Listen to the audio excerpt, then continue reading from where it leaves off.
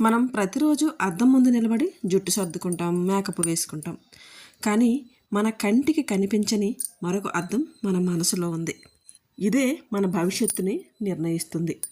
అవునండి, ప్రపంచం మిమ్మల్ని ఎలా చూస్తుంది అనేది కాదు, మిమ్మల్ని మీరు ఎలా చూసుకుంటున్నారు అనేదే మీ భవిష్యత్తును నిర్ణయిస్తుంది. ఒక స్టూడెంటు నేను యావరేజ్ స్టూడెంట్ను అని నమ్మితే అతను ఎంత బాగా చదివినా సరే చివరికి యావరేజ్ మార్కులే తెచ్చుకుంటాడు. ఎందుకంటే అతని సబ్కాన్షియస్ మైండ్ అతన్ని అంతకు మించి వెళ్ళనివ్వదు.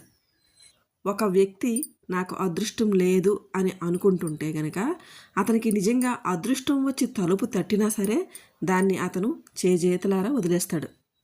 నేను దేనికి పనికి రాను అని మీరు అనుకున్నంత కాలం నిజంగా మీరు దేనికి పనికి రాకుండానే పోతారు. మనల్ని మనం మార్చుకోవాలంటే మన విల్ పవర్ని కాదు, మన సెల్ఫ్ ఇమేజ్ని మార్చాలి.